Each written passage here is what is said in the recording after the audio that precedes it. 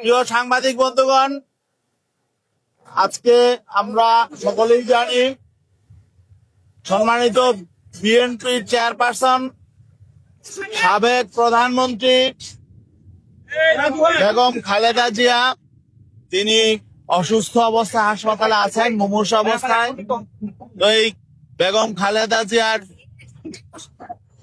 শরীরের খোঁজখবর নেওয়ার জন্য, বর্তমান অবস্থা কি এটা জানার জন্য এবং তার জন্য বিশেষ দোয়া করার জন্য আজকে হাসপাতালে এসেছেন ইসলামী আন্দোলন বাংলাদেশের মোহতারাম সিনিয়র নায়েবে আমির শাইখে চরমনাই মুফতি সৈয়দ মোহাম্মদ ফয়জুল করিম।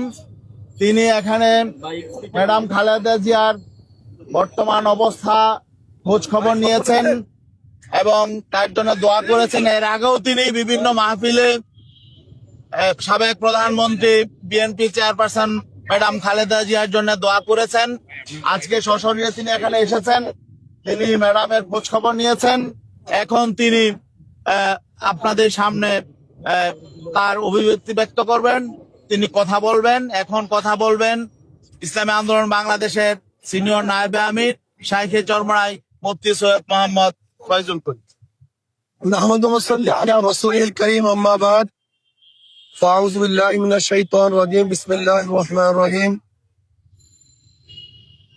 ওয়া তাআওয়ানু আলাল বিররি ওয়াত তাকওয়া ওয়া লা তাআওয়ানু আলাল ইসমি ওয়াল উদওয়ান।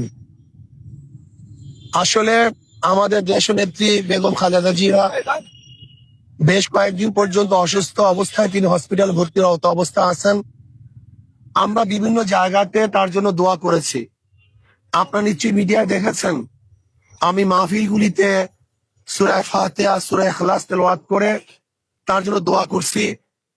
আমরা এখন আল্লাহর কাছে দোয়া করি আল্লাহ যেন তাকে পরিপূর্ণ সুস্থ করে দেন এবং আগে যেইভাবে তিনি দেশের খেদমত করেছেন আমাদের মাঝে আবারও তাকে আল্লাহ পাক ফিরিয়ে দেন, যেন তিনি আবারও আপোষহীন ভাবে দেশের খেদমত আঞ্জাম দিতে পারেন এবং তার পরিবার পরিজনকে আল্লাহ পাক রব্বুল আলামিন ধৈর্য ধারণ করার তৌফিক দান করেন।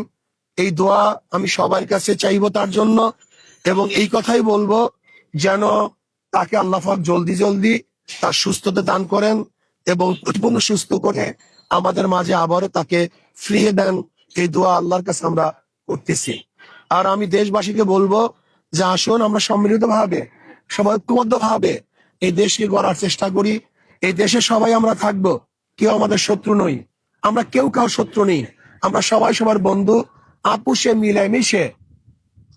মিলেমিশে সমস্ত আদর্শ, সমস্ত নীতির, সমস্ত ধর্মের লোকগুলি একত্রিত হয়ে আমরা যদি দেশকে সাজাতে চেষ্টা করি, একটা সুন্দর দেশ উপহার দেওয়ার চেষ্টা করি, তাহলে আমি বিশ্বাস করি ইনশাআল্লাহ অবশ্যই আমরা সমস্ত রাজনৈতিক দলগুলি আদর্শ এবং নীতি ভিন্ন হওয়া সত্ত্বেও যদি আমরা একত্রিত হয়ে দেশকে উন্নয়নের চেষ্টা করি তাহলে অবশ্যই ইনশাআল্লাহ আমরা দেশকে উন্নয়ন করতে পারবো।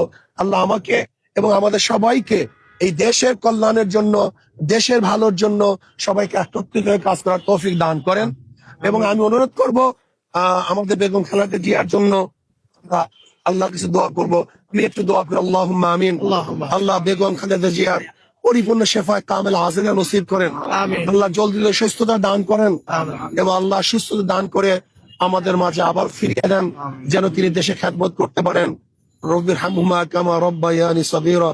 وصلى الله تعالى على خير خلق محمد وآله وأصحابه وأزواجه وأتباعه أجمعين وارحمنا معهم برحمتك يا أرحم الراحمين. السلام عليكم ورحمة الله.